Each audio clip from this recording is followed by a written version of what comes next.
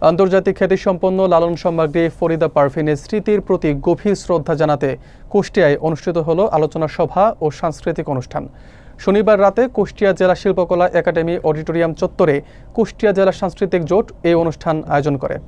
বিস্তারিত থাকছে মঞ্জুরুল ইসলামের প্রতিবেদনে। অনুষ্ঠানে প্রধান অতিথি হিসেবে উপস্থিত ছিলেন রাজশাহী বিশ্ববিদ্যালয়ের আইইআর বিভাগের প্রফেসর ডক্টর মোহাম্মদ খালেদ উজ্জামান মিজান।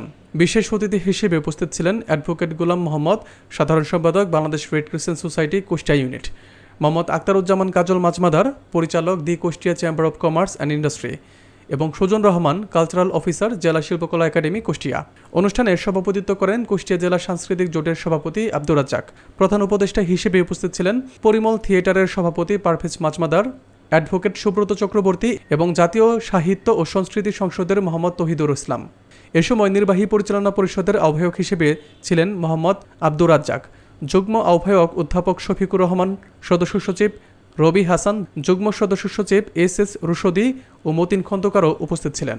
এছাড়া সাহিত্য ও সংস্কৃতির বিশিষ্টজনেরা সোহেল খন্দকার, কবি রফিকুল্লাহ কালবি, গবেষক মোহাম্মদ আবু বক্কর, কবি ফারহানা হৃদয়িনী, সাংস্কৃতিক কর্মী সুবর্ণা মাহমুদ, সংগঠক মনীষা ইসলাম, শিল্পী মোহাম্মদ সুজাউদ্দিন সহ আরও অনেকে অনুষ্ঠানে অংশ নেন। পরে সাংস্কৃতিক পর্বে স্থানীয় শিল্পীরা ফরিদা পারভিনের পরিবেশিত জনপ্রিয় লালন গান ও মরমী সঙ্গীত পরিবেশনা করেন। পুরো অনুষ্ঠান জুড়ে ছিল শ্রদ্ধা, আবেগ ও সাংস্কৃতিক উন্মাদনার আবহ। তারপর যে লালনের গান যেন বাঙালির আত্মার কথা বলে। তিনি শুধু কুষ্টিয়ার গর্ব নন, বরং বাংলাদেশের সাংস্কৃতিক ঐতিহ্যকে বিশ্ব দরবারে তুলে ধরেছে। কুষ্টিয়া লালন সাহিত্য ও শিল্পকলার জন্য সুপরিচিত। ফরিদা পারভিনের অবদান এই ঐতিহ্যকে আরো সমৃদ্ধ করেছেন। আমাদের দায়িত্ব হলো তার গানের মর্মবাণী, মানবতা, ভালোবাসা ও সত্যের চেতনা নতুন প্রজন্মের কাছে। লালন শিল্পী, লালন কন্যা ফরিদা পারভিনের স্মরণ সভা, আমরা এটাকে আমাদের স্মৃতি মন্থন করার জন্য আমরা শুরু করেছি। এই শিল্পের মধ্য দিয়ে আমরা আমাদের সংস্থাটাকে এগিয়ে নিয়ে যাওয়ার একটা প্রয়াস। পাশে থাকতে না পারলেও আমি এই সময়টা তার আসতে পারছি, তো উনি হারাই আমরা খুবই দুঃখজনকভাবে আছি। যেহেতু আমাদের গানের একজন পাখি হারাই গেছে, আমি সবাইকে বলবো আমাদের ওই পাখিটার জন্য দোয়া করবেন, আমাদের ফরিদা আপার জন্য দোয়া করবেন যে আপা আমাদের। ফরিদা পারভিন, একটা কথা উঠেছে যে আসলে তিনি একটি নাম নন, একটি ইনস্টিটিউশন। আমরা তার জীবদ্দশায় কুষ্টিয়ার মানুষ বছরে 1-2 বার তাকে সরাসরি কুষ্টিয়াতে দেখেছি, টেলিভিশনে দেখেছি অনেকবার,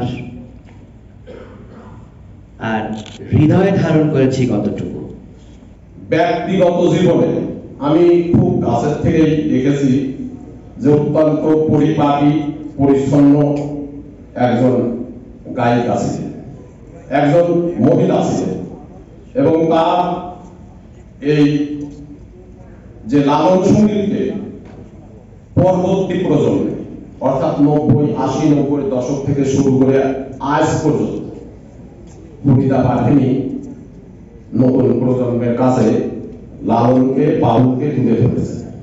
এবং তার এই গান তিনি যখন পরিবেশন করতেন অতি আপন মনে ওই পরিবেশন করতেন, এবং সেই অতি আপন মনে পরিবেশন করতে গিয়ে তার যে কথা বলার ছন্দ পতনের যে ধরন, বলার যে স্পৃহা, আমাদের মননশীলতাকে এক বলিষ্ঠ অনুকরণীয় হয়ে থাকবে। আমার সঙ্গে আপনারা শুনেছেন লালনের যে বাণী, লালনের যে গান সারা বিশ্বে প্রথমে কিন্তু ফরিদা পারভিন সারা বিশ্বে গান দিয়ে ছড়িয়ে দিয়েছে।